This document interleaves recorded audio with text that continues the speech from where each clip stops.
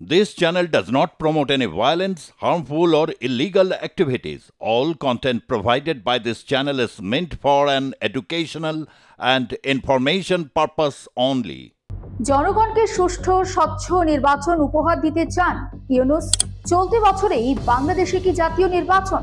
World government সামিটে অংশগ্রহণের জন্য দুবাইতে রয়েছেন ইউনূস। দুবাই সফরে গিয়ে কি বার্তা দিলেন তিনি?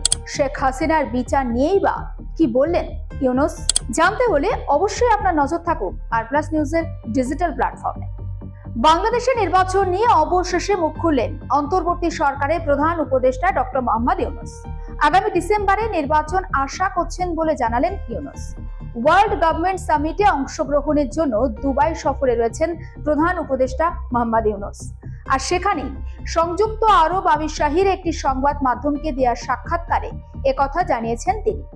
ইউনূস জানিয়েছেন, বাংলাদেশে বিভিন্ন খাতে সংস্কারের জন্য 15টি কমিশন গঠন করা হয়েছে এবং তার প্রতিবেদন ইতিমধ্যে আসতেও শুরু করেছে।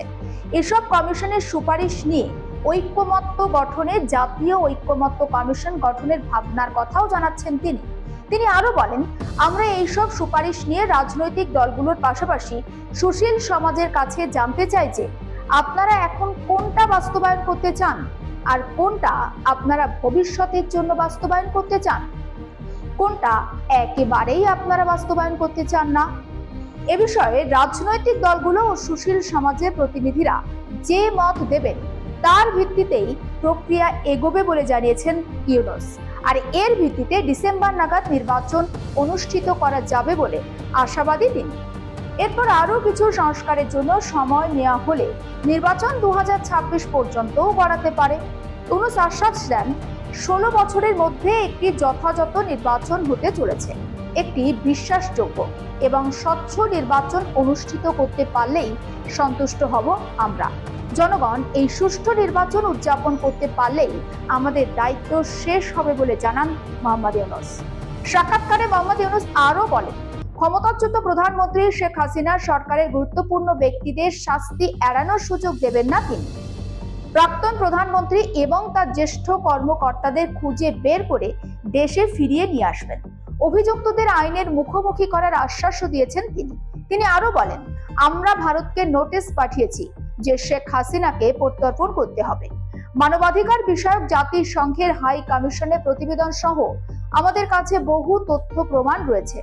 তিনি আরো জানিয়েছেন, সমস্ত আইনি প্রক্রিয়া ইতিমধ্যে শুরুও হয়ে গিয়েছে। আশা করছি আইনি প্রক্রিয়া ব্যাহত হবে না, সেটা অব্যাহতই থাকবে।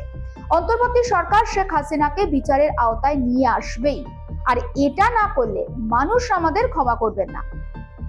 একদিকে চিন্ময় কৃষ্ণের মতো হিন্দু ধর্মগুরুকে বিনা অভিযোগে হাজতবাস করানো, সংখ্যালঘুদের উপর অত্যাচার নিয়ে ঘরে বাইরে মুখ পুড়ছে ইউনূস সরকারের।